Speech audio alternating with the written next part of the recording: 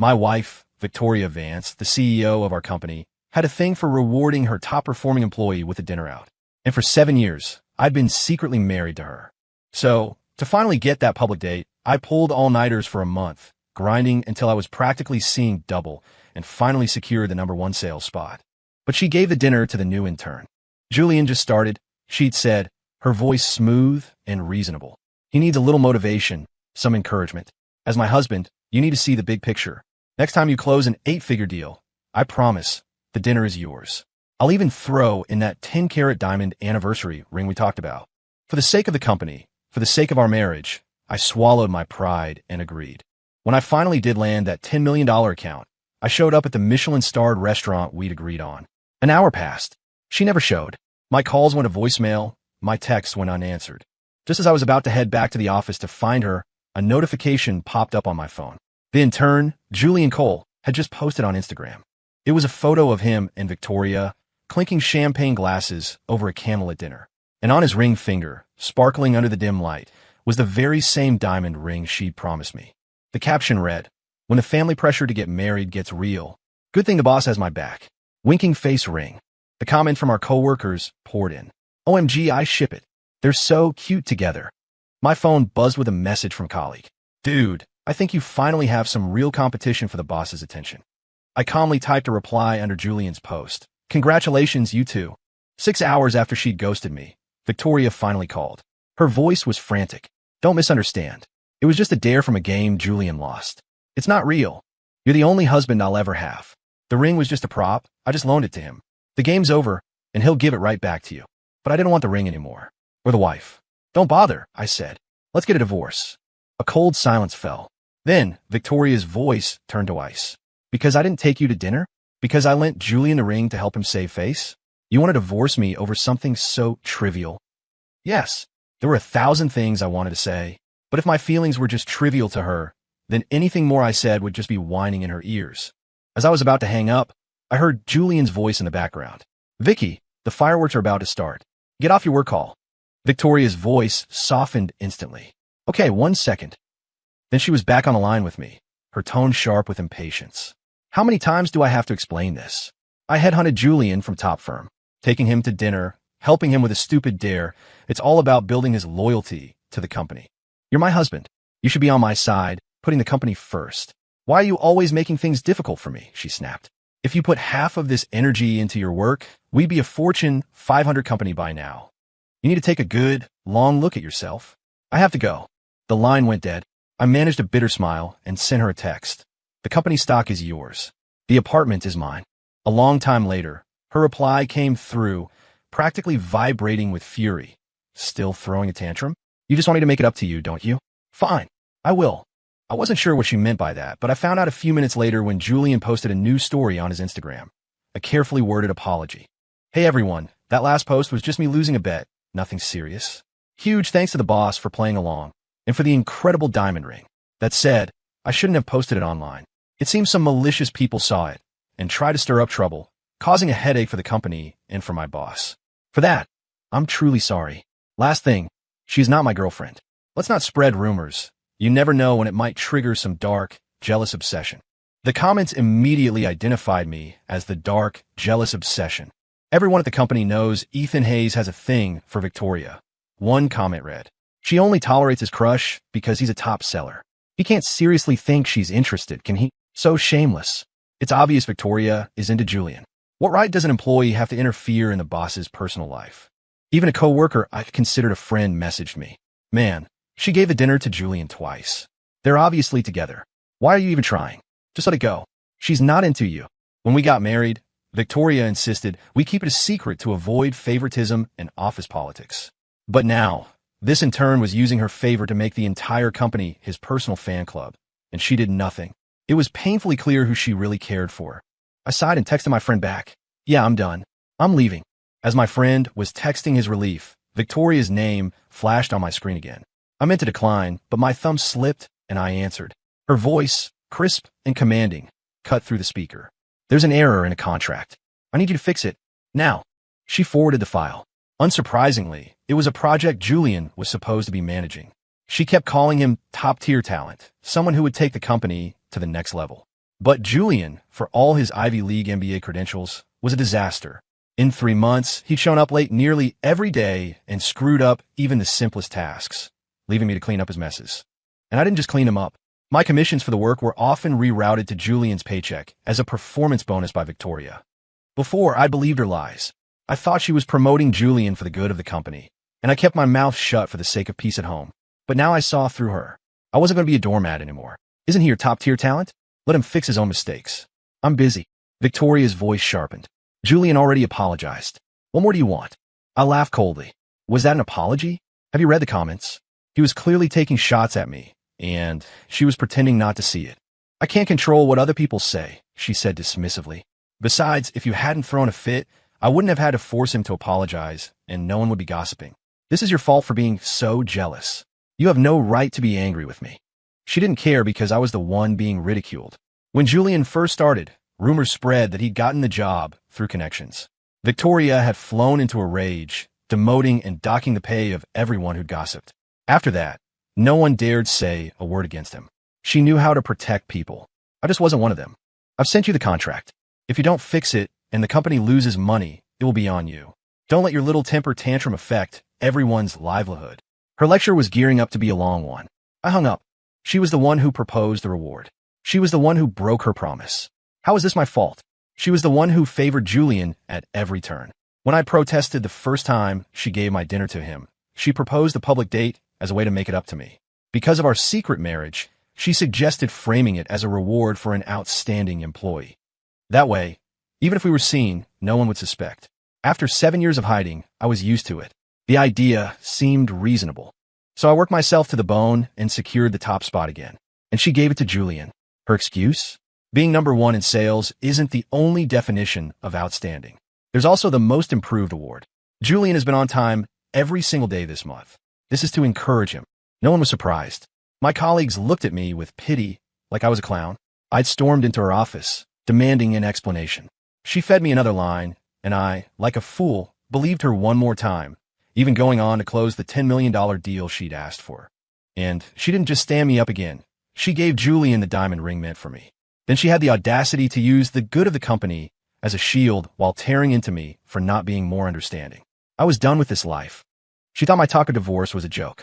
What she didn't know was that the first time she gave my reward to Julian, I'd already tricked her into signing a divorce agreement. I had wanted to give her one last chance for the sake of our history. She threw it away. A wife this blind? I didn't want her. After I hung up, Victoria didn't call or text again. She was mad, giving me the silent treatment. She didn't come home that night, which was her signature move whenever she was upset. In the past, I'd always be the one to cave, worried sick about her safety. I'd call, apologize, and beg her to come back. She'd graciously accept, and we'd move on. Not this time. She used my love for her as a weapon, my concern for her safety as leverage. It was a cheap trick, disrespectful to me and to herself, but it always worked because I was a fool in love. But not anymore. On Julian's Instagram story, they were at a high-end cocktail bar, laughing, their faces close. Every glance they shared was filled with an easy, intimate understanding. Victoria hated the smell of whiskey. Aside from mandatory corporate events, she never touched the stuff. I remember one time I came home from a night out with friends, and she got back before I had a chance to shower. She threw an epic fit, accusing me of not caring about her feelings. I apologized profusely, was forced to shower until my skin was raw, and swore I'd never let her smell alcohol on me again. I even spent half the night on my knees by the bed before she finally forgave me. But now, here she was, not only tolerating the smell of liquor on Julian, but enthusiastically joining him for a night out. It turns out the unloved one has to walk on eggshells. The beloved one can do whatever they want. That was me with Victoria, and that was Julian with her. I let out a bitter laugh, ignored her, and for the first time in months, slept soundly through the night. When I woke up, I saw 99 missed calls from Victoria. I swiped the notification away and drove to the courthouse with the signed divorce agreement. On the way, I saw them again. Victoria and Julian sitting on a park bench, wearing matching hoodies. Julian had his face in his hands, looking distraught. Victoria was talking to him softly, dabbing at his eyes with a tissue. I pulled over and watched. After a few minutes of gentle coaxing, Victoria got up and went to a nearby food truck, returning with a carton of fries and a small stuffed animal. Slowly, Julian's mood seemed to lift. So, this is what it was like to be comforted by your partner. I remember a time when I was buried under the stress of a particularly tough client. I tried to talk to Victoria about it, but she cut me off with an impatient sigh. Ethan, can you please be an adult? You're a grown man. When you have a problem, you find a solution. What good does complaining to me do? Does talking to me solve the problem? She'd asked, her voice laced with disdain. I expect you to be more resilient than this. Don't make me question whether my husband is even a man. I was so ashamed. After that, no matter how hard things got, I never brought my work stress home again. Even when the pressure led to insomnia and my hair started thinning, I would just quietly get out of bed and sit in the study, terrified of waking her and ruining her mood. I didn't want to disappoint her. I didn't want her to think her husband wasn't a man. Watching her with Julian now, I realized she was perfectly capable of being comforting. Just not to me. Filing the paperwork was straightforward. The clerk just needed to verify the signatures on the agreement. Sir, since this agreement was signed by both parties and notarized, it's legally binding. I just need to process it. I opened Julian's Instagram and showed him the feed, a curated history of Victoria and Julian's budding romance, photo by photo, video by video. Just for context, I said with a dry smile. The clerk, who had probably seen everything, still looked a little shocked. Right, I'll get this process for you immediately. Even a total stranger could see their relationship wasn't just professional. How could Victoria have the nerve to insist it was? While I waited, I submitted my resignation through the company portal. Your divorce decree will be mailed to you within the week, sir. I thanked him and headed home. I'd expected Victoria to stay away for a few days, giving me time to pack. Instead, I walked in to find her in an apron, pulling trays of steaming food from the oven. She smiled at me as if nothing had happened. I stared at her, suspicious. Victoria had a temper, and her go-to move was the silent treatment. She never cooked. This was so out of character, I wondered if she'd poisoned food. Just then, Julian walked out of the master bathroom, wearing my bathrobe, his hair damp. The moment he saw me, a flicker of hostility crossed his face before being replaced by a warm, welcoming smile. Hey, Ethan. I got all sweaty running errands, and Vicky said I could use your shower. You don't mind, do you? He knew exactly how to push my buttons. Making a scene over something so small would just make me look petty in Victoria's eyes. Thankfully, I was almost out of here. Their life would soon have nothing to do with me. While I didn't respond, Julian's eyes landed on the dinner table. Wow, Vicky, these are all my favorite dishes. I never even told you what I liked. How did you know? So, the meal was for him. Victoria put her hands on her hips, beaming. It's easy. You always take a second helping of the things you love. We've had dinner twice now. I have a great memory, you know. As they bantered, I glanced at the table. I have a severe shellfish allergy. 8 of the 10 dishes were loaded with lobster. She'd known Julian for 3 months and had his dietary habits memorized. We'd been married for 7 years, and she'd completely forgotten that I'd ended up in the ER last month from accidental shellfish exposure. Her memory was great, all right. It just didn't have any space for me. Noticing my silence, Victoria finally remembered I was there and held out a plate and silverware. I waved her off. I'm not hungry. She froze, clearly not expecting me to refuse her peace offering. In the past, she could have boiled me a cup of instant noodles, and I would have been thrilled, drinking every last drop of the broth. The memory seemed to soften her expression. Julian, seeing his chance, put on a pained look. Ethan, did I do something to upset you again? Whatever it is, take it out on me. Please don't let me come between you two. Victoria, who had been about to say something conciliatory, immediately lost her patience. She turned to Julian, her voice soft. Stop apologizing for everything. I hired you to work, not to get pushed around. We've explained, we've apologized. If he's still upset, that's his problem. Then, she turned back to me, her voice cold. Since you're not eating, you can do something for me. Julian made a mistake, and he needs your help. You're going to tell everyone it was your fault. He's young, and he's the talent this company is betting on. We've invested too many resources in him for him to fail now, she continued. You're different. You're tough. Taking the blame will just be a temporary hit to your reputation. It won't affect your career long term. If you do this, we can revisit our talk about having kids. I'll give the Hayes family an heir. She said it like she was bestowing a great honor upon me. It just made me feel colder. I had agreed to be child-free because she said she was afraid of childbirth, that it would derail her career. I'd compromised for love. To her, it was just another bargaining chip. Willing to have my child, but only as a favor to protect another man. How pathetic. She pulled out her phone and sent me the details. Last night, while they were drunk, a client had called to check on the progress of a contract revision. Julian, wasted, had gotten into a screaming match with the client and then doxed him, posting his personal information online. The client was furious. Not only was he pulling the deal, but he was also suing Julian for invasion of privacy. What kind of person leaks a client's private info after an argument they started? If this went to court, Julian's career would be over, and he'd be crucified by the public. So that was it. The unprecedented home-cooked meal was just bait to get me to take the fall for Julian. I let out a derisive laugh. A screw-up this big, and she just expected me to swallow it. In her mind, was I anything more than a tool to be used and sacrificed at her convenience? Victoria seemed to assume I'd agreed. She knew I'd always wanted kids, and I'd never refused her anything before. She pressed on, lecturing me. It's good that you understand what's at stake. And ultimately, this is partly your fault too. I asked you to fix that contract yesterday, and you threw a tantrum. If you'd just done your job, the client wouldn't have called, and Julian wouldn't have made a mistake in a moment of weakness. Anyway, just handle it. The longer you wait, the more damage it does to the company. I shrugged. No thanks. Julian's your top-tier talent. A nobody like me isn't qualified to cover for him. My refusal caught her off guard. She raised an eyebrow, but, surprisingly, didn't explode. Is this still about the dinner? Fine. I'll take you out tonight. Happy now, she said, her tone weary. You've gotten so petty over the years. But I'm warning you. I'm giving in this one time. No one to quit. Don't push your luck. Pushing my luck? Wanting to have dinner with my own wife was pushing my luck. Trying to share my work stress was pushing my luck. Or maybe not wanting my wife to be intimately involved with another man was pushing my luck. Julian seized the moment to play the magnanimous victim. Vicky, he must still be upset about the ring. Here, I'll give back to him. Hopefully that will calm him down, so he'll stop targeting me. With a few choice words, he'd reframed my refusal to take the blame as a personal vendetta against him. Victoria's brow furrowed, her eyes boring into me as if I were the villain. Julian took off the ring and held it out, his hand held so tightly his knuckles were white, as if he was terrified I might actually take it. I just snorted. He immediately let his hand fall, feigning defeat. Ethan, what do I have to do to make you stop being angry? Seeing Julian so dejected, Victoria's heart clearly went out to him. She pulled him away from me and tossed a cheap plastic ring in my direction. Here, the waitress gave this to us last night. You can have it. That diamond ring is dirty now that Julian's worn it. It's not right for you. I'll buy you a new one later, she said, her voice rising in frustration.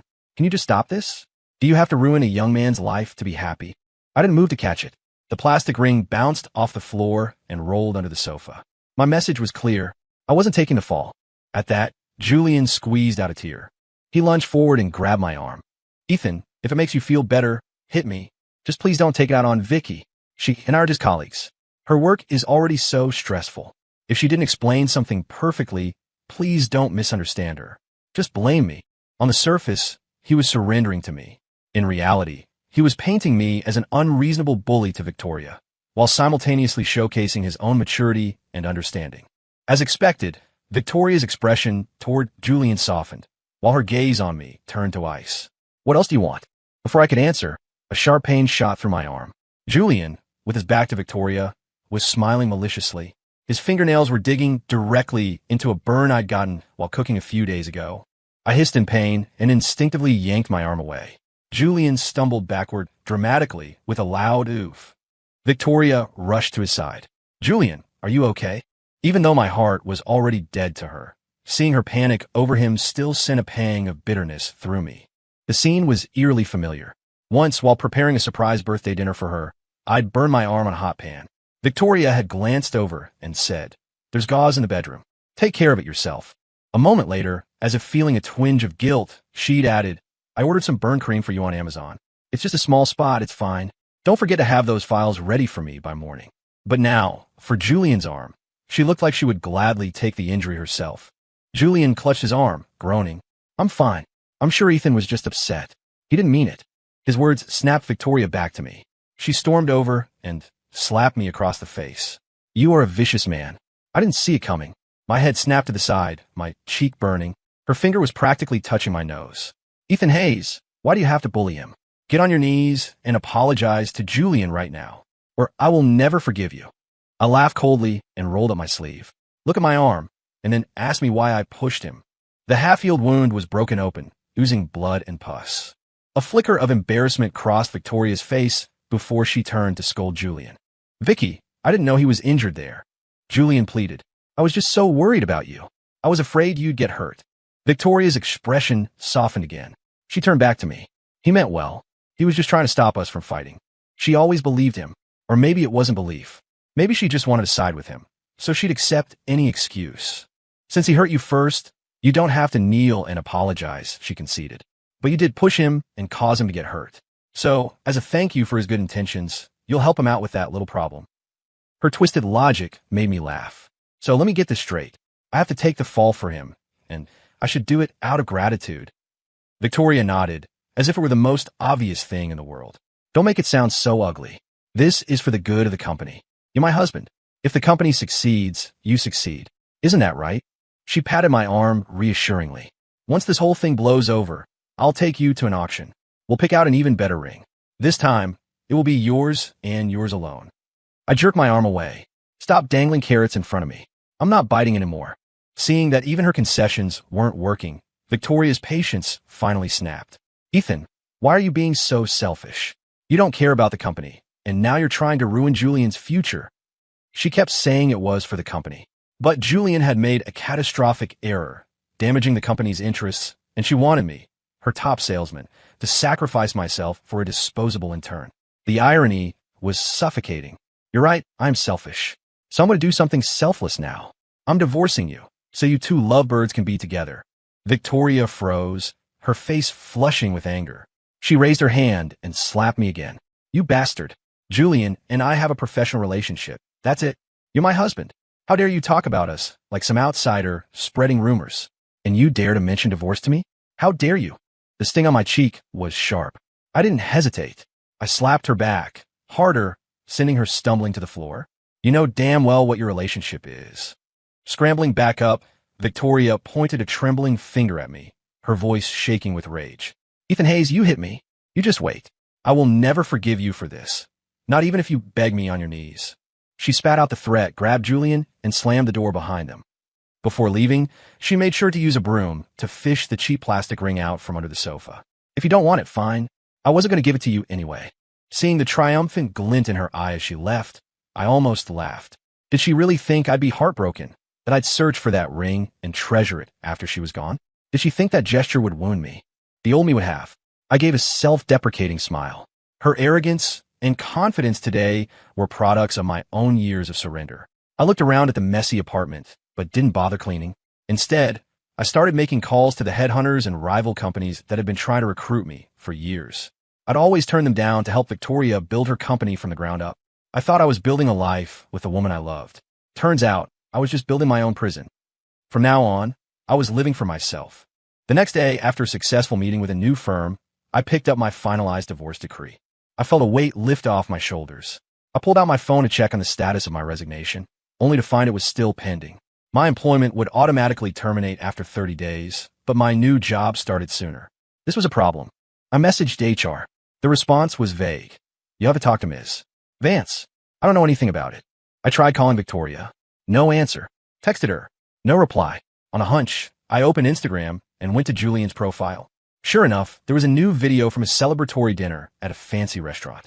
In the background, I could see Victoria's slender figure. The caption read, "When someone tries to frame you, a boss who knows the truth will always have your back. Justice prevails." It was cryptic, but I knew what it meant. I called my friend at the office, a guy named Chun. "Hey man, what's with Julian's latest post?"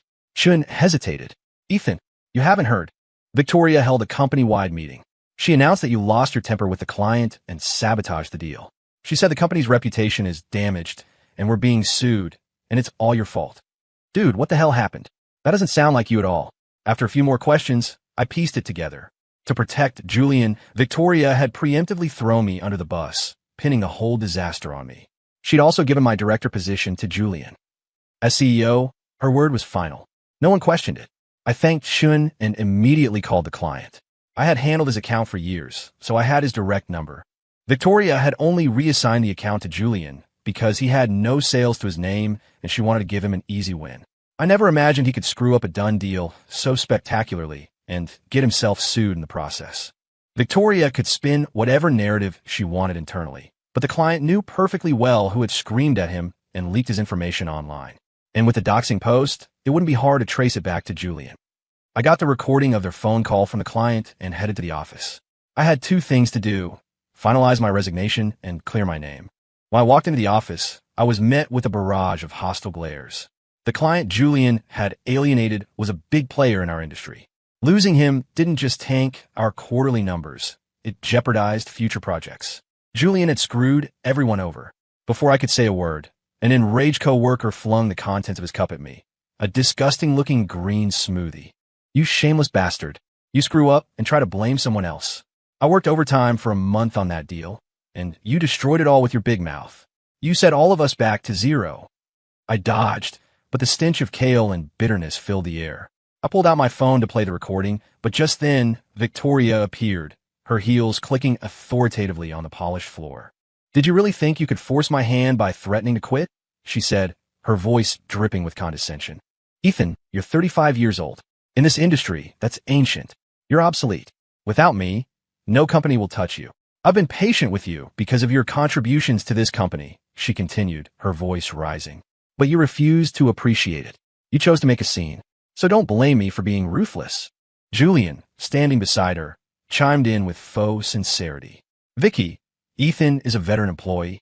If he admits his mistake, apologizes to the client, and takes full responsibility, maybe you can give him another chance. Victoria nodded, stepping toward me.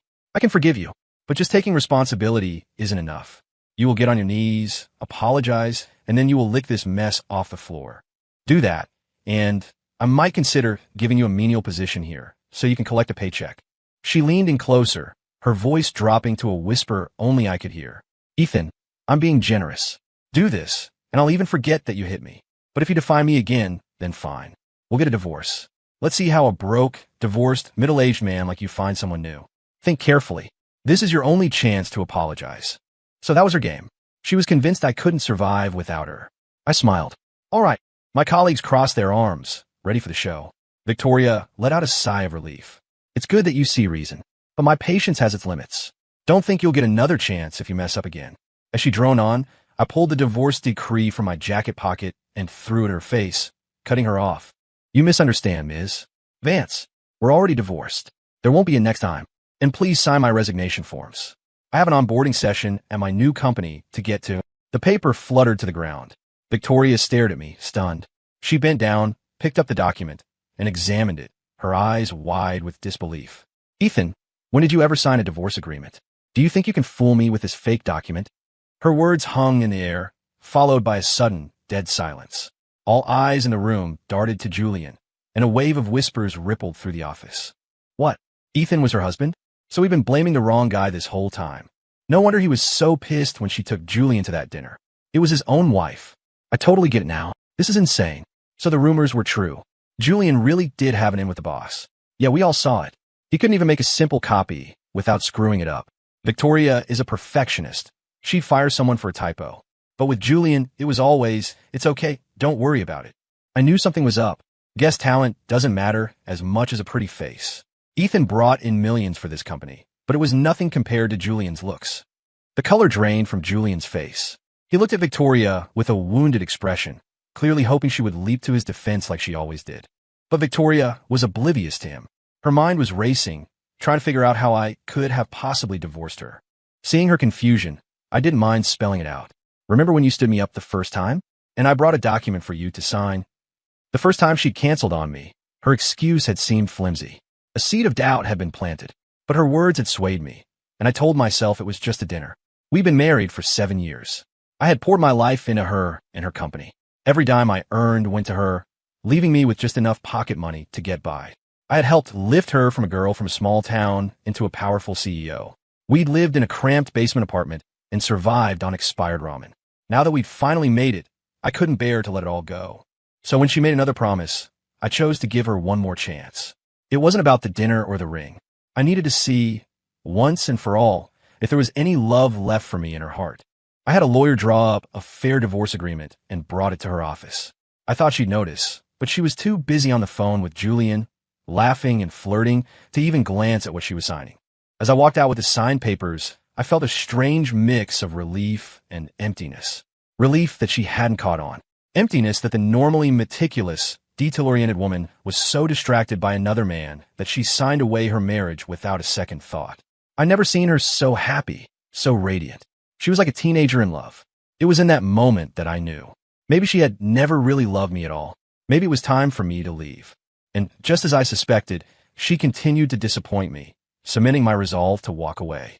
My explanation left Victoria speechless. Then, her face contorted with rage. Ethan, you tricked me? I trusted you. That's why I didn't read it carefully. After 7 years of marriage, you betrayed me. Julian's eyes lit up. Ethan, how could you do that to Vicky? You took advantage of her trust. Does this mean all those other documents you had her sign? He clapped a hand over his mouth as if he'd spoken out of turn. Vicky, the division of assets. Did he? Victoria ignored him, her gaze fixed on me. How could you use my trust to trick me into a divorce? I just shook my head, a humorless laugh escaping my lips. Was it really trust that made you sign it? Or were you just in a hurry to get back to your phone call with Julian? I paused. I seem to recall telling you to read it over. Given the circumstances, I'd say you got exactly what you deserved. A flash of regret crossed her face. She remembered. She remembered being so giddy from her conversation with Julian that she'd rush me out of her office. The woman who constantly preached to her employees, read anything you sign 800 times, had signed her own divorce papers without a thought because she was distracted by another man. Her guilt lasted only a second before she switched back to indignation. So what? As my husband, you shouldn't have even considered divorce, let alone tricked me into signing it. Ethan, do you call that being a responsible person? It was her mistake, but just like always, she was trying to pin the blame on me. In the past, I might have argued, fought back. But after 7 years of her irrational arguments, I was tired. There was no point. Say whatever you want, I said. As for the assets, I think the agreement is fair. My salary and commissions were more than enough to buy the apartment. So I'm taking the apartment, and you can have all the company stock. I wasn't a fool who would walk away with nothing, but I felt I was being more than generous. Legally, I was entitled to a share of the company we built together. But I knew she'd fight it, and a legal battle would drag this out for months, maybe years. I just want a clean break. The apartment was enough. I could sell it and start over somewhere new. Victoria held the divorce decree, her hands trembling. She read it over and over, her chest heaving. Finally, she looked up, her eyes red-rimmed. Ethan, is that all you have to say to me? Is there nothing else? I slapped my thigh. You know what? There is one more thing. A flicker of hope crossed her face. I held up my phone and addressed the crowd of gawking colleagues. I know you're all angry about the lost client and the lawsuit. I get it, but you're angry at the wrong person. The man who screwed up is Julian Cole. And to clear up any confusion, I have a recording of his conversation with the client. Why don't we all have a listen? Julian paled. You can't. Everyone's suspicious gaze immediately shifted to him. He realized his panicked outburst was a dead giveaway. I mean, Ethan is about to be fired. You can't trust any evidence he presents. He's just trying to frame me. Everyone in the office knew Julian's work ethic, or lack thereof. They had only believed Victoria's story because she was the CEO. They couldn't imagine she'd lie about something so critical to the company. But now, knowing I was her husband, knowing she was so distracted by Julian she'd accidentally signed her own divorce papers, they were starting to see things differently. Given his track record, Julian was by far the more likely culprit. No one spoke, but all eyes were on my phone. The air was thick with tension. Julian looked desperately at Victoria. Vicky, look at this. Victoria's lips were pressed into a thin line. She knew that if I played that recording, not only would Julian be disgraced, but her own credibility as a leader would be destroyed. She looked at me, her eyes pleading. Do you ever do this? I almost laughed. Of course I do. Did she think I'd come here just for show? She hesitated, then spoke again, her voice strained. Will this make you happy? Yes, it will. My reputation was on the line. Of course, clearing my name would make me happy. Victoria looked away, avoiding Julian's gaze. Then do it. That was strange. She was acting as if she were giving me permission, as if I wouldn't have played it without her consent. Whatever. I pressed play. The recording started, and Julian's drunken, slurring voice filled the room. A few colleagues grimaced in disgust. Victoria had always drilled into us. A phone call is just as important as a face-to-face meeting. You need to give the client your full attention. Stand up when you speak. Your posture affects your tone, and a perceptive client will notice if you're slouched or lying down. It shows disrespect. We all followed her rules, but Julian clearly was above them. The source of his confidence was obvious. Victoria's face hardened, and that was just the beginning. As the recording played on, the crowd's anger turned to shock. Julian wasn't just dismissive. When the client asked a critical question, he couldn't answer. After fumbling for a moment, he became belligerent and started yelling at the client. Everyone knew the conversation must have been bad to lose the deal and get sued, but Julian's sheer arrogance was stunning. The whispers grew louder, some of them reaching Victoria's ears. How has he not been fired for this? Is the boss really going to let him get away with this? Is she willing to sink the whole company for him? If this gets out, how are we ever going to land new clients? Victoria's expression grew darker with every comment. The recording finally ended. Julian, unable to face the glares, shrank behind Victoria as if afraid he'd be attacked. The tension was thick enough to cut with a knife. A sense of relief washed over me. I smiled, waved goodbye to my former colleagues, and turned to leave. Victoria grabbed my arm. Where are you going? Didn't I agree to let you play the recording? What more do you want? Her face was a mask of exhaustion and impatience, as if I were being an unreasonable child. I shook her hand off. What do you mean you agreed? I had the client's permission. That's all I needed. Did you think I wouldn't have played it if you'd said no? She grabbed my sleeve again, her grip tight. What is that supposed to mean? Playing that recording didn't just humiliate Julian, it undermined my authority. I allowed you to do it. I let Julian face the consequences, even at the cost of my own reputation. Aren't you satisfied? What else will it take for you to drop this and agree to remarry me? It finally clicked. She still thought this was all a game, that I was using the divorce as a threat to get my way. She thought I was forcing her to choose, to prove that I was more important to her than Julian.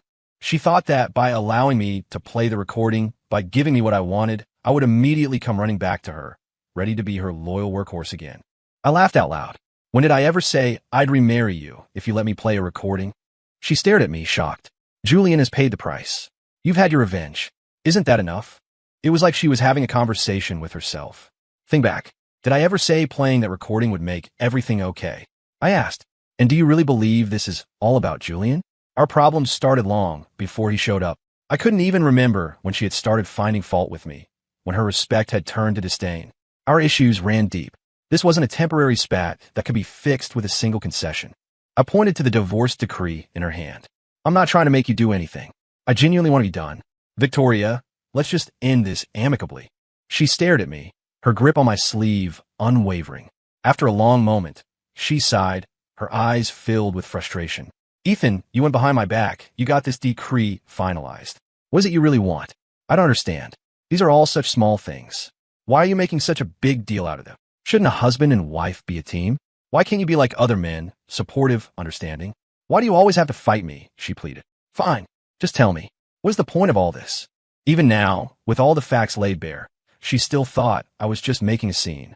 I had been so patient with her for so long, always compromising whenever she threw me a crumb of affection. So now, any time I expressed a valid grievance, she saw it as a tantrum for attention. Even my filing for divorce, she saw as a tactic to force her hand. Hearing my continued refusal, Julian's expression shifted. When I said the words, "end this amicably," a look of relief washed over his face. He quickly whispered to Victoria, "Vicky, he's just trying to threaten you into giving him more. Maybe you should give him some space to cool down." Victoria seemed to seize on this idea, but her eyes remained fixed on me. "What else do you want? Just tell me." I met her expectant gaze and shook my head. "There is no other motive. Just sign my resignation papers. I don't want to have anything to do with you anymore." Her face hardened. "I've given you a chance. If you keep this up, I really will be done with you." I looked at her, a weary smile on my face. "You've got it backward, Victoria. I'm done with you." She flinched as if I'd struck her. Her eyes, usually so strong and composed, filled with tears. She started hitting my chest with her fists, her voice breaking. "Ethan, you know I hate that word. Why would you say that? Why would you twist the knife like that?" Yes, being abandoned was Victoria's greatest fear. But did she think she was the only one who could feel pain? Did she think it didn't hurt when she chose another man over me, time and time again? Why should I have to worry about her feelings anymore? I had done nothing to deserve this. Where her family had tried to sell her in a marriage to an old widower, I was the one who helped her escape. We ran away together, worked our way through college. I even gave up my spot in a master's program to get a job, so I could support her through grad school. Back then, we loved each other, even if we never said it. The day she graduated, she proposed to me and told me she wanted to start a company. I was with her every step of the way, from nothing to the success she had today. She used to say she would repay me, that she would be good to me for the rest of our lives. But over time, she started to take my devotion for granted. Then, she started to feel entitled to it, and it was never enough. She created an idealized version of a perfect husband in her head, and I could never measure up. The criticism started subtly. She complained that I wasn't romantic, that I didn't say the right things. Then she started picking on my clothes, my manners, my lack of an Ivy League degree. She became ashamed of me. What started as backhanded comments turned into open complaints and finally outright disdain. Belittling me became her habit. She forgot that this was the same man she fell in love with. She forgot that if it weren't for me, she wouldn't be where she was today. She forgot that the only reason I didn't have that fancy degree was because I was working to pay for hers. Or maybe she hadn't forgotten. Maybe it just didn't matter anymore. That past was a story she had lived, not a foundation she valued. I caught her hands as she continued to hit me. The love that was once in my eyes was gone, replaced by a deep, weary exhaustion. I had poured so much of myself into her, and in the end, I wasn't even left with basic respect. Victoria, let's just stop here. Let's part on decent terms. I don't want us to get to a point where we can't even stand the sight of each other. The 7-year itch. It's a real thing, I guess, but it doesn't matter anymore. You found someone you like. I wish you both the best. I tried to give her a dignified exit, but her eyes just grew redder. She felt my coldness, and a flicker of panic entered her gaze. How could this be happening? How could Ethan not want her anymore? They had been through so much together, overcome so many obstacles. They had finally made it, so why was he leaving now? She had to admit, she had favored Julian. His prestigious degree, his polished manners, his sophisticated background. He made her feel like she had finally overcome her own humble origins. Both she and Ethan had grown up in a small, forgotten town. She had almost been sold off like property. While Ethan's situation hadn't been that dire, their struggle to get out, to make it to a state university, had been equally arduous. Back in their small-town high school, they were the big fish. But in college, they realized how far behind they were compared to the kids from the suburbs. Those kids had read books she'd never heard of, understood cultural references that went over her head.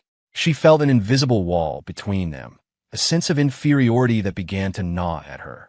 Even after becoming a CEO, successful and wealthy, she still felt that insecurity around certain people. Julian was one of them. He was everything she wasn't.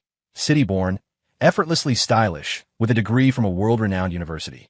When he sat beside her, listened intently to her ideas, and agreed with her vision, that gnawing feeling of inadequacy vanished. It felt like she truly belonged in this new, elevated world. It was a feeling Ethan could never give her. He was, like her, a product of that small town.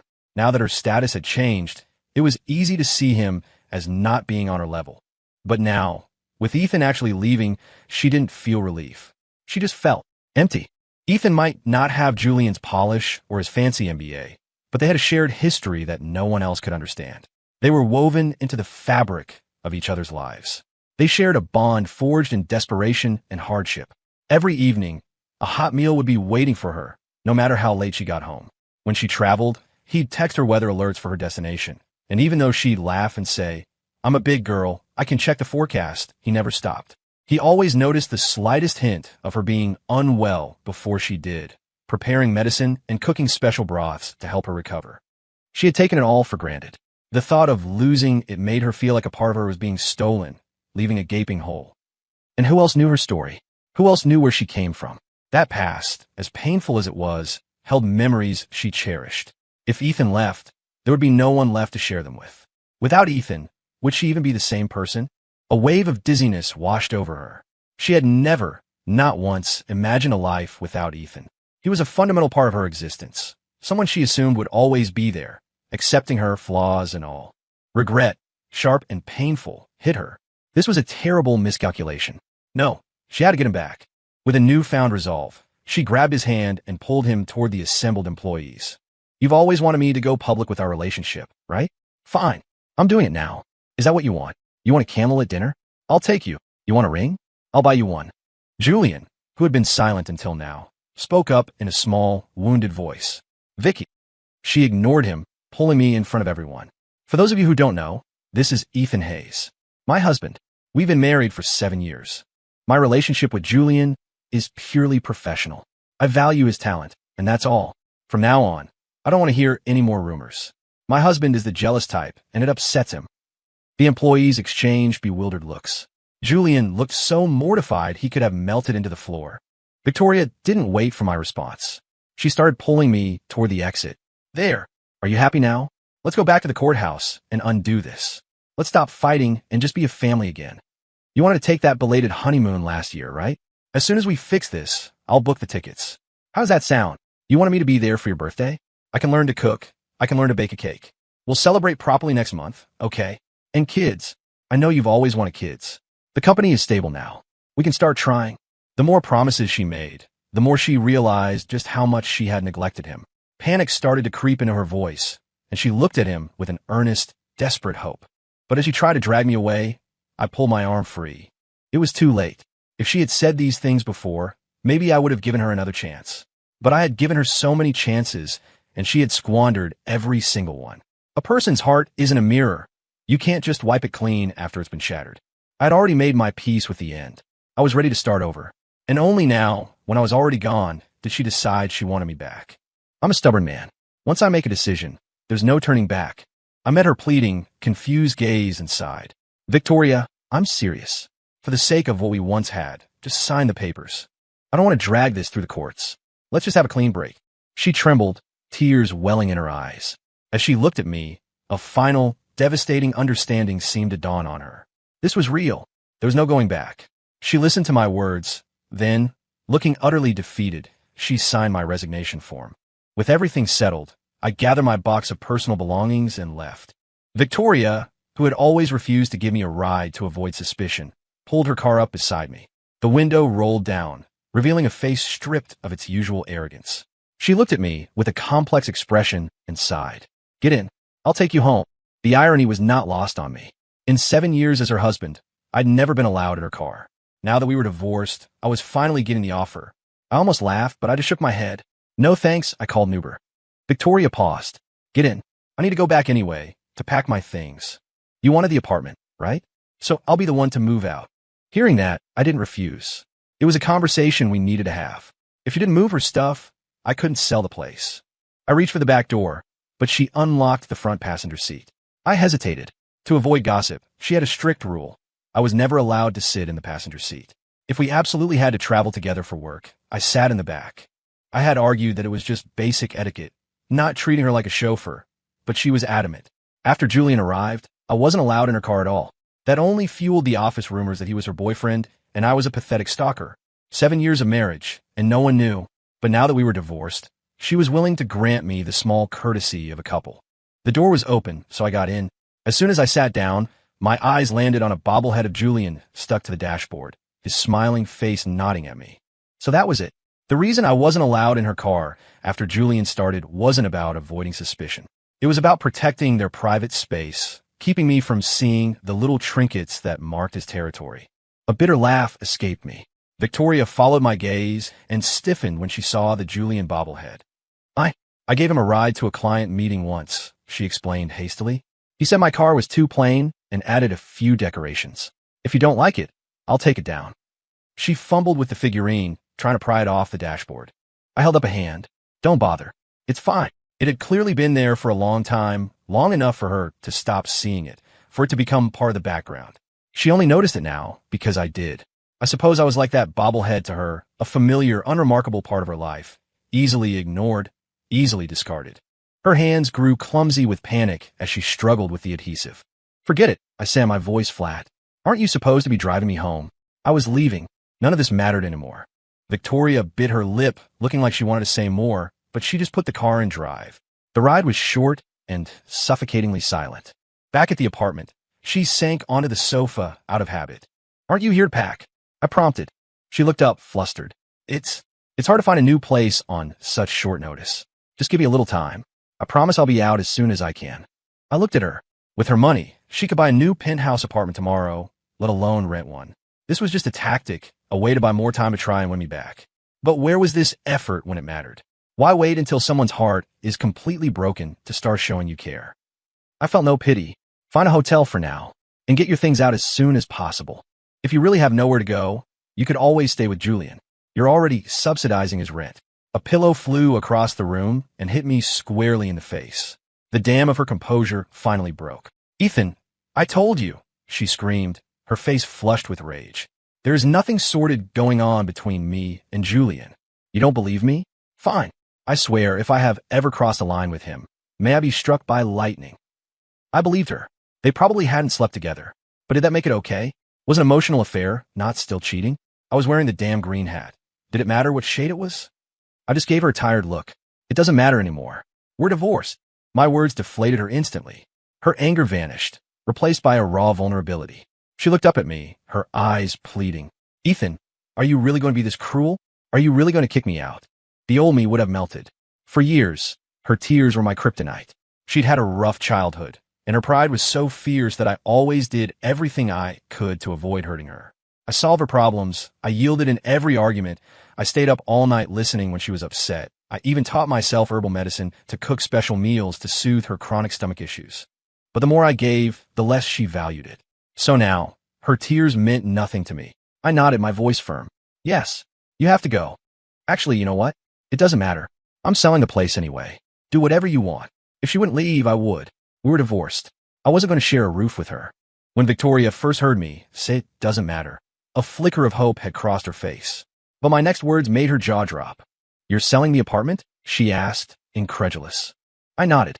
But this was the first thing we bought with the money we earned together, she cried. This place holds so many of our memories. This is where our dreams started. I thought you wanted it because it meant something to you, not so you could just sell it off. She followed me as I walked into the bedroom. Look at this sculpture. We bought this on our first anniversary after we graduated. And these roses on the balcony, we planted them when we first moved in. You said flowers we grew ourselves would live longer, like our love. And this music box, you brought it back for me from a business trip. You said that whenever I missed you, I could listen to it, and it would be like you were here with me. My eyes started to burn. Not for her, but for all the wasted years. She was right. Every corner of this apartment was saturated with our shared history. But things don't change. People do. All the love I had poured into this life, into this woman, had amounted to nothing. The joy I felt when we first moved in now seemed like a cruel joke. She was relentless, pulling me into the kitchen. She pointed to the clay pot I used exclusively for her medicinal soups. Look, you said you'd make me soup for the rest of my life to hell my stomach. I cut her off with a cold laugh. But the desserts at those fancy restaurants taste a lot better than my bitter herbal soups, don't they? I only found out she'd been throwing my soups away from Julian's Instagram. He had posted a picture of the toilet, filled with the dark, herbal broth I had spent hours preparing. The next photo was of an elaborate dessert at a high-end restaurant. A slender, pale hand rested elegantly on the table beside it. I zoomed in. On the ring finger was a tiny, familiar mole. Victoria's birthmark. Julian's caption read, "The CEO is so over someone's cheap, homemade crap. That disgusting soup tastes like bitter medicine. My taste in restaurants is way better." She can't stop telling me how sophisticated I am. My homemade crap versus his sophisticated taste of a restaurant she paid for and he just ordered at. Victoria looked at me, stunned. How did you? I was just tired of it sometimes. I wanted to change. I won't do it again, I promise. Yes, she was tired of the soup and wanted something new, but I wasn't a dish on a menu she could swap out at will. She grabbed my arm. I know I've done a lot of things wrong lately, but in my heart, you and this home have always been my priority. This apartment is where we built our life together. Have you forgotten all the happy times we had here? I looked at her, my voice devoid of emotion. If this home is so sacred to you, why did you bring Julian into it? First, she had him wait downstairs. Then, she let him wait by the door. Then he was inside having a seat. The last time, they had dinner here together. If I hadn't ended things, would he have been spending the night next? I shook my head, clearing the thought. I pulled out my phone and started calling a real estate agent. Seeing me actually follow through, Victoria's panic intensified. She clung to my sleeve. If you sell the apartment, where will you live? I pried her fingers off my arm, one by one, and took a step back. I decided to be brutally honest, to kill any last lingering hope she might have. My new job is overseas. I won't be coming back. There's no point in keeping an empty apartment. She stumbled back a step. You're moving?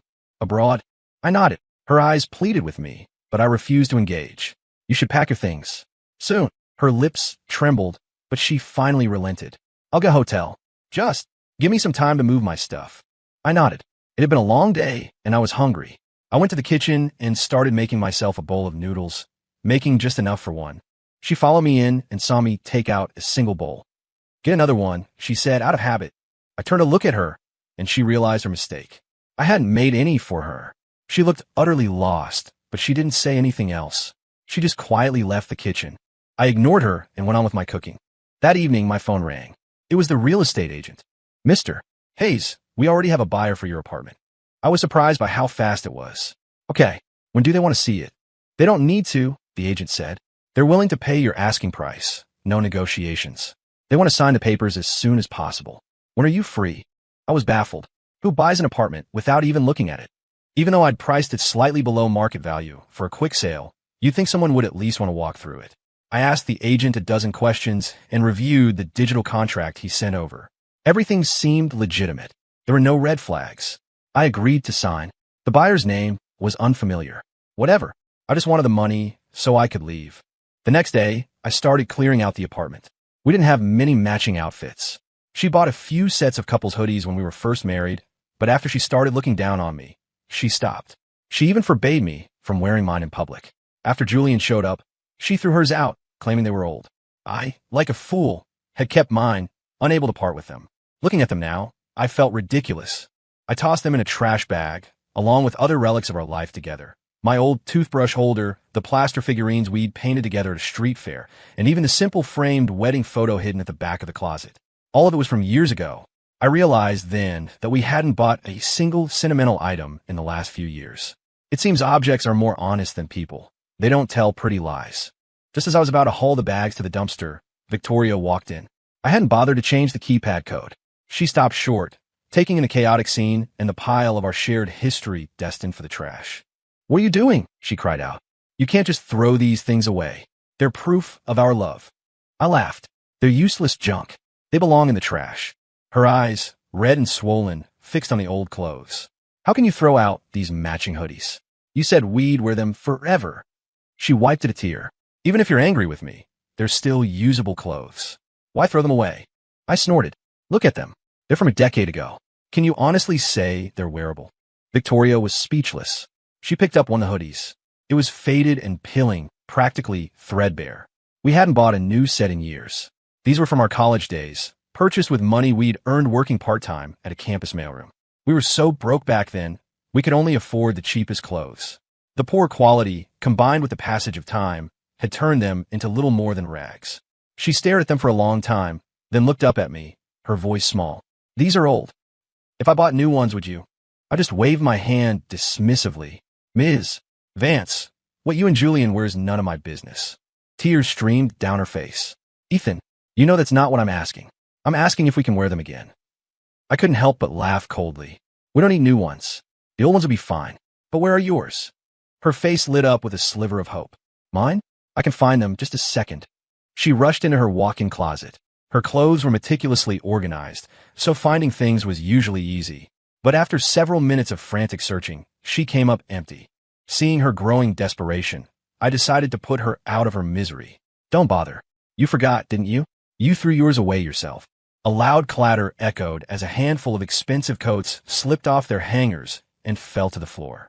She turned to me, her face pale with disbelief. "That's not possible. You don't remember?" I continued, my voice merciless. "It was after I told you I didn't think Julian deserved that promotion. We got into a huge fight. You told me I had no right to question your decisions, and then you gathered up all those hoodies and threw them in the trash." My words jogged her memory. Her hands started to shake, her face a mask of regret. It's funny how easily people forget the hurt they inflict on others, and how desperately they want the other person to forget it too. "You threw out your own proof of love," I said sarcastically. "What right do you have to ask me to keep mine?" I had started to wonder if she had ever really loved me, or if I had just been the most convenient option for her at the time. I think I had my answer. With me, everything felt like a chore for her, a task to be completed. There was no passion, no joy. Only with Julian did she ever show that giddy, shy excitement of someone in love. Victoria looked at me, then at the pile of trash, and finally, she bit her lip. "If you don't want them, I do." I didn't care. I ignored her as she began salvaging items from the trash bags. After I finished clearing out my things, I urged her to finish packing. By the time the apartment was empty, the buyer arrived to sign the final papers. With the money wired to my account, I didn't linger. I left the city that same day. Victoria, under the guise of wanting to say a final goodbye, managed to get my hotel information. It didn't matter. I'd be gone soon enough. I didn't have many friends in the city, but I had a few. I met them for a farewell drink. One of them, my colleague Chun, shook his head in disbelief. "Man, you kept that under wraps. I can't believe Victoria Vance was your wife this whole time. It all makes sense now, why you put up with so much from her. I just thought you were a simp, but you were the real deal." Everyone at the office is still in shock. I just sipped my bourbon and smiled. Honestly, man, he continued, if she really loved you, she wouldn't have kept you a secret for 7 years. You just didn't see it. Everyone felt sorry for me. I felt sorry for myself. But it was over. Time to move on. After Ethan left, Victoria returned to the empty apartment alone. She had managed to buy it back through a proxy, thinking that if she could just hold on to the physical space, she could somehow win him back. But his decision to move abroad, to put an ocean between them, shattered that illusion. What was she supposed to do now? Ethan had only taken his own things, which didn't amount to much. His life had revolved around her. His money, his time, his energy had all been spent on her. Yet the apartment felt vast and empty. The divorce, the resignation, the move, it had all happened so fast. It felt like he had just vanished from her life. The day had felt like months. She collapsed onto the sofa, the energy draining from her body. Her phone rang. Her heart leaped. Maybe it was him. She snatched it up, but the screen read Julian. Her shoulders slumped. She answered. Julian's panicked voice came through the line. Vicky, what do I do? Everyone at the office is giving me the cold shoulder. I'm afraid to even leave my desk. Can you please come and say something? I'm kind of freaking out here. Victoria had forgotten. In her obsession with her own crumbling marriage, she had completely abandoned the mess at work. The employees were furious, and now that they knew the truth, they were undoubtedly taking it out on Julian. The fact that no one had physically assaulted him, yet was probably only out of respect for her, his very biased protector. A wave of irritation washed over her. Why did Julian need her to solve every little problem? Ethan had never bothered her with such trivial matters. Still, out of habit, she agreed to go to the office. She had to give the employees some kind of resolution, or their discontent would only grow. She dragged her exhausted body to her car and saw the empty spot on the dashboard where Julian's bobblehead used to be. The memory, which had once felt sweet and playful, now felt like a thorn in her side. She opened the glove compartment, took out the bobblehead and the car freshener he'd given her, and shoved them deep inside. They weren't just gifts. They were subtle declarations of victory. She had allowed it before, simply keeping Ethan out of the car. But now that he had seen them, she couldn't pretend anymore. At the office, she called an all-hands meeting. She told them the truth, admitted her own poor judgment, and announced Julian's punishment, a 3-month salary deduction. The employees were silent, but their exchanged glances spoke volumes. As soon as the meeting was over, the whisper started. That's it. He almost sank the company, and all he gets is a pay cut. When they blamed Ethan, he lost his director title, and they gave it to Julian. Now it's Julian's turn, and he gets to keep the title. What did I tell you? He's the boss's favorite. She'd protect him no matter what. Now that Ethan's gone, I guess this means Julian is officially moving in. Back in the conference room, Julian hadn't left with the others. He was unhappy about the pay cut, but seeing Victoria's grim expression, he kept his mouth shut. Then a thought occurred to him. As disastrous as this was, it had also resulted in Ethan and Victoria's divorce. Maybe this was his chance.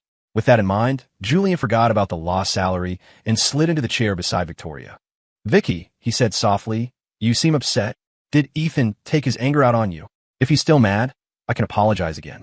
I'll let him yell at me, whatever it takes, as long as you're happy. His apparent selflessness and concern were a small comfort to her. But the image of Ethan turning his back on her without a second glance was still fresh in her mind. It has nothing to do with you, she said, her voice flat. Just drop it. The dismissal stung Julian. He wasn't used to this, but he quickly rationalized it.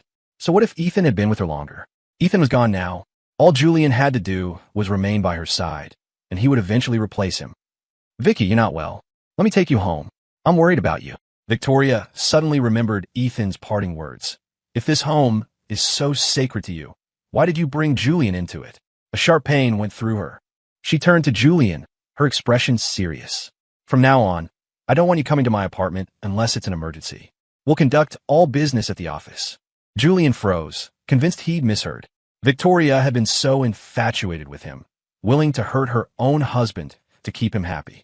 Now that Ethan was gone, shouldn't they be closer? Why was she suddenly setting boundaries? She stood up to leave. Julian quickly grabbed her sleeve. Vicky, I'm not feeling well. And you know my place is a long walk from the subway. Could you just give me a ride home? He held his breath. When Victoria had given him money for his apartment, he had intentionally chosen a place far from public transit, creating the perfect excuse to ask her for rides. It had always worked, but today was different. He watched her, his heart pounding. She hesitated for a moment, then sighed. Fine, just this once. From now on, you can take an Uber. Julian nodded eagerly. Thank you, Vicky. He hid a triumphant smile. It wasn't an enthusiastic yes, but she was still willing to drive him even when she was in a foul mood. There was still hope. They walked to the car, and he automatically reached for the passenger door. You can sit in the back, Victoria said, stopping him. He stared at her, stunned. She had never denied him the front seat before. Seeing his hurt expression, she didn't offer an explanation. She just repeated, sit in the back. Defeated, he mumbled an okay and climbed in behind her. The drive started in silence. Julian felt a growing unease and decided to break the tension. He leaned forward, about to speak, when he noticed the dashboard was bare. His bobblehead was gone. So was the air freshener he'd given her. Vicky, he said, a note of panic in his voice. What happened to the things I gave you? Did Ethan see them? Did he get mad and throw them away? Her voice was cold. So you knew all along that he would be upset if he saw them? Julian was caught. He hadn't expected her to see through his little games. He didn't know what to say. Victoria sighed. Julian, I've been thinking. Our relationship has lacked professional boundaries. From now on, we need to keep our distance. Today is the last time I'm driving you home. When your lease is up, you should find a new apartment. Why? Julian blurted out. Because Ethan has a problem with it? But you're divorced. Victoria didn't answer. She just kept driving. When they arrived at his building, just before he got out, he turned to her. Vicky, I'm in love with you. Her whole body went rigid. What are you talking about? I love you, he repeated, his voice rising. If you try to push me away, I don't think I can go on. She looked flustered. Don't be ridiculous. It's late. Go home. He gritted his teeth. You don't believe me? I'll show you how serious I am. He bolted from the car and ran toward the bridge overlooking the river. Julian, Victoria scrambled out of the car and chased after him. She caught him just as he reached the railing. He turned to her, tears streaming down his face. Vicky, I can't live without you. I'm not asking you to be with me. Just please, don't shut me out. Don't make me keep my distance. Please. She said nothing. He made a move toward the railing again, gripping it as if he were about to vault over. Julian kept his position at the company.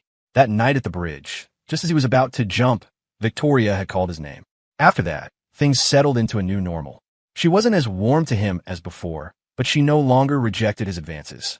To the rest of the office, he was still the untouchable favorite. He wasn't discouraged by her moodiness. With Ethan gone, it was only a matter of time before she came around completely. He just had to be patient. Filled with a renewed sense of confidence, he walked into her office with a cup of tea. Vicky, this will help settle your stomach. She accepted it. He seized the opportunity. Vicky, that new project the team is working on. Could I be a part of it? Just to learn. A few minutes later, he walked out of her office, teacup in hand. He could hear his colleagues whispering behind him. He's learned his lesson. He's not asking for special treatment anymore. Well, he almost got fired last time. He has to be good for a while. The old Julian would have just demanded to be put on the project. The whispers filled him with rage, but he forced it down. He had to be patient. Once he and Victoria were married, he would make every single one of them pay. While Julian was plotting his next move, Victoria was contemplating her own future. Did she love Julian? Maybe a little, but it wasn't him she loved so much as the prestige he represented. Her journey with Ethan had been a constant struggle. They were both smart enough for graduate school, but they never had the money. She had an ingrained admiration for people with elite educations, and Julian, the supposed overseas PhD, triggered a sense of awe and inferiority in her. And this brilliant young man was completely devoted to her, supporting her every decision. How could she not develop feelings for him? Even when he made mistakes, she was willing to be patient, to give him time to grow. But her affection for Julian had destroyed her marriage. What had Ethan ever done wrong? He had walked with her through fire, supported her, loved her, and put her first in everything. He was her true partner, and she had pushed him away. Suddenly, a notification popped up on her phone. It was an alert for Ethan's flight. He was leaving for good today. She glanced at the time, grabbed her keys, and raced to the airport. She found him at his gate. He looked surprised to see her, but his expression was neutral. The weeks apart had been kind to him. The lines of stress around his eyes were gone. He looked relaxed, happy. She didn't know what to say. After a long moment, she finally worked up the courage. If you're ever unhappy out there, you can always come back. I'll always be waiting for you. Ethan just smiled, a sad, distant smile. That day will never come. He turned and walked down the jet bridge without looking back. She stood frozen, watching until the plane was out of sight. How could two people who were once so in love become complete strangers? She drove home in a daze. That night, a fever took hold of her. She felt awful, tossing and turning in the big, empty bed. In a half-conscious state, she called out, "Ethan, "Can you give me a glass of water?" The silence was her only answer. And then she remembered. He was gone. The realization hit her, and she finally broke down, sobbing into her pillow. Sometime later, she felt someone calling her name, gently lifting her head and helping her swallow some medicine. She kept her eyes closed. "Ethan, is that you?" The hand on her shoulder paused for a second, then continued to minister to her. When she woke up again, it was noon. Sunlight streamed into the room. She felt groggy, but she remembered taking medicine. Was it a dream? It felt so real. Before she could sort it out, a cheerful voice broke the silence. "Vicky, you're awake." It was Julian. She turned her head and saw him standing by the bed, holding a damp washcloth, his face beaming. On the nightstand was a bowl with the dregs of some dark liquid. Victoria's expression shifted. "Was that you, who gave me medicine earlier?" Julian looked down, feigning the nervousness of a child caught doing something wrong. "I'm sorry, I know I shouldn't have come over, but you didn't show up at the office this morning, and I was really worried." It was Victoria's unbreakable habit to review the previous day's work every morning. "I know you didn't want me here," Julian said, his voice earnest, "but I was so worried. Please don't make me leave. I just want to take care of you. I'll go as soon as your fever breaks, I promise." He had done something kind, yet he acted so timidly. Victoria's heart softened. "I'm not blaming you. He wasn't Ethan, but she was so lonely. She needed someone." Watching Julian's busy figure as he fussed over her, Victoria thought, "I hurt Ethan, but that wasn't Julian's fault." Without Ethan, if she pushed Julian away too, how deep would her loneliness become? She didn't want to find out. This was fine. This was good enough. Julian quickly reclaimed his former status. He started making requests again. Victoria gave him a supplementary credit card to cover his expenses. At the office, he began asking for small favors, like being included in high-profile projects. The only thing Victoria wouldn't agree to was marriage. At first, Julian was patient, but months passed, and she still wouldn't budge. He started to get anxious. When she was cold to him before, he wasn't worried. But now Ethan was gone, and after her illness, she was warm to him again. There were no obstacles left. If she wouldn't marry him now, would she ever? He was getting desperate, but he didn't know what to do. His Ivy League PhD was a fake. He had been expelled from his master's program for academic dishonesty and had never even graduated. Furious at what he considered an unfair punishment, he had returned home and paid a forger to create a full set of credentials, including a PhD. He had applied to Victoria's company on a whim, thinking a smaller firm wouldn't look too closely. He had actually studied abroad, so he figured he could bluff his way through. It was a long shot, but he had nothing to lose. To his astonishment, his good looks and the aura of a high-achieving academic completely captivated the female CEO. Her bias, coupled with her blind worship of elite education, had made his life at the company a dream. But it wasn't enough. If he could marry her, he would get so much more. He caressed the credit card in his wallet. He could spend freely, but he still had to maintain a certain image in her eyes, so he couldn't be too extravagant. It was unsatisfying. Once he had that marriage certificate, his life would truly begin. Then, even if she grew tired of him, a divorce would be messy and expensive for her. She would have to pay him off to keep him quiet. He wouldn't make the same mistake as that fool Ethan, who had walked away with almost nothing. He leaned back in his office chair, scrolling through his phone. Thanks to Victoria's favor, he could get his name on a project, do nothing, and still collect a bonus. It wasn't that he didn't want to work, but every time he offered a suggestion, his colleagues would look at him with a mixture of pain and pity, as if he were a child making a mess. After the incident with the client, their attitude had become even more strained, so he had stopped trying. He preferred to stay in his office, enjoying the air conditioning and playing on his phone. He spun around in his chair. It hit him then. The reason Victoria had been so taken with him was his PhD, but since joining the company, he hadn't actually accomplished anything. Could that be why she was hesitant to marry him? So, if he could just achieve something significant, would that change her mind? Would she finally agree to marry him? The thought energized him. He threw his phone down and decided he would make a real contribution to the current project. The phone landed on his desk, its screen still lit. A local news alert flashed briefly before being buried by other notifications. It was a story about the arrest of a local forger who had confessed to creating fake academic credentials for numerous clients. The following weeks were frustrating for Julian. He had genuinely tried to contribute to the project, offering numerous suggestions, but his colleagues shot down every single one. They treated his ideas with open contempt. Thankfully, Victoria still had his back. After he complained to her several times, she intervened. The project team stopped arguing with him and silently implemented his ideas. Julian felt a surge of satisfaction. He was a genius, destined for greatness. These mediocre colleagues were too foolish to recognize his brilliance. When the project was a success, they would be amazed by his intellect and ashamed of their own stupidity. He pictured them bowing down to him, Victoria looking at him with admiration, eagerly discussing their wedding plans. As he was lost in his daydream, there was a sharp knock on his office door. "Who is it?" he asked, annoyed. It was Victoria's assistant. "Mr. Cole, Ms. Vance would like to see you." A grin spread across his face. He smoothed his hair and went to her office. But when he walked in, his smile faltered. Victoria's face was a thundercloud of fury. "Vicky," he said, trying to sound cheerful. "What's wrong? Who upset you?" She didn't speak. She just stared at him with a strange, piercing gaze that made his blood run cold. His smile vanished completely. She slapped a stack of papers onto the desk in front of him. "Some Ivy League PhD you are? Read this." Confused, he picked up the papers. The first page made his heart stop. His face went white as he frantically flipped through the rest of the documents. His hands began to shake. The forger who had made his fake degree had been caught, and he had given the police a list of his clients.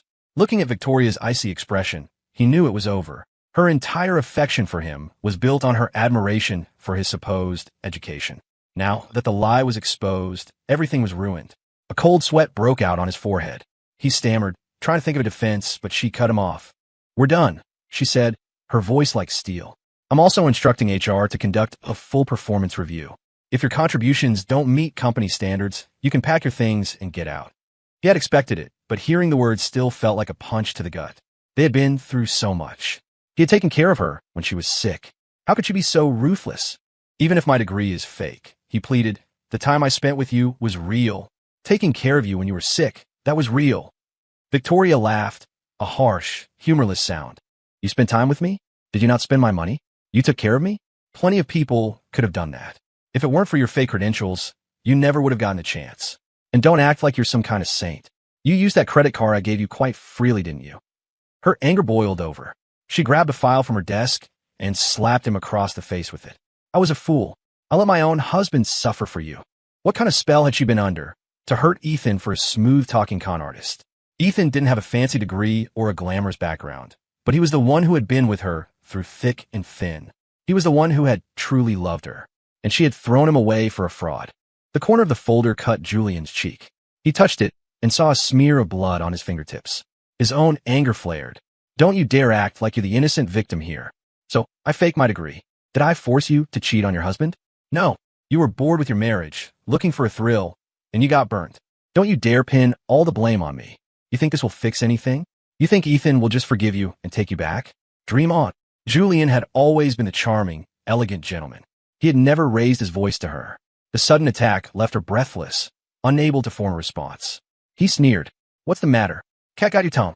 Did I say anything that wasn't true?" he taunted. "A PhD? Look at actual PhDs. Most of them are bald by the time they graduate.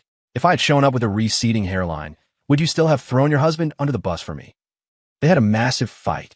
Victoria screamed at him to get out, but Julian clung to her office desk, refusing to leave. He threatened to publicize every detail of their story if she tried to fire him. Victoria was furious but felt trapped. She wanted to fly abroad, find Ethan, and beg for his forgiveness. She was prepared to give him 70% of her company's stock as proof of her sincerity. With the company as a hostage, surely he would believe she had changed. But as she listened to Julian's histrionics in the next room, she felt a pounding headache.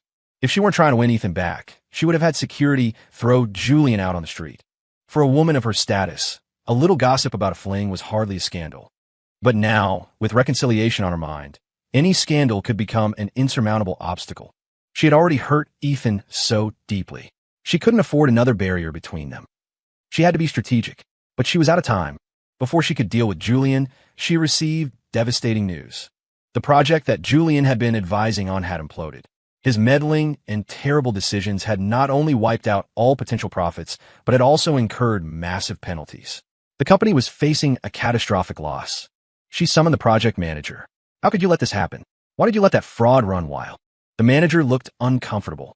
It was then that Victoria remembered. The team had clashed with Julian, and they had come to her. But at the time, she had just recovered from her fever, and feeling grateful to Julian, she had sided with him. Her constant favoritism had taught the team that challenging Julian was a losing battle. In the end, this was her fault. "I understand," she said, her voice heavy with resignation. "Thank you for your hard work. I'll take full responsibility for this." The project manager looked relieved. As he was leaving, he muttered, "If only Ethan were still here. He always knew how to fix things at the last minute." Victoria froze. The manager realized his mistake, gave an awkward smile, and quickly left. There were other people named Ethan at the company, but they both knew who he was talking about. Her plans to fly abroad were put on hold indefinitely. Julian, realizing the magnitude of the disaster he had created, quietly disappeared without another fight. But Victoria couldn't leave. She had to stay and clean up the mess. That cleanup took 6 months. The company's structure was lean, and Ethan had worn many hats, single-handedly managing several key areas. Without him, the cracks in the foundation began to show, and then the whole structure began to crumble. Compounded by the losses from Julian's project, the company was hemorrhaging money. 6 months later, she filed for bankruptcy. Victoria sat on the floor of the apartment she had once shared with Ethan and wept. Julian, the top-tier talent she had staked her marriage on, had destroyed everything she had built. She was now deeply in debt, her credit ruined, a declared insolvent. Even this apartment, this last repository of her memories with Ethan, was about to be seized and auctioned off by the bank. This was her last night here. She pulled out the plane ticket she had looked at 1,000 times. The tears came faster. She had bought it the day she learned Julian's secret, ready to fly to Ethan. But then the news of the project's failure came, and she had to stay. She had kept the ticket as a symbol, something to show Ethan one day. "See, I wanted to come to you right away. I was delayed." But now, she took out a lighter and set the corner of the ticket on fire. There was no point anymore. If she were still a CEO, she could have tried to make amends with money to compensate for the pain she had caused. But now she was penniless. What did she possibly offer him? Her pity. She let out a bitter, broken laugh. The fantasy was finally over. Maybe there really was such a thing as karma. Some people, once you lose them, are gone forever.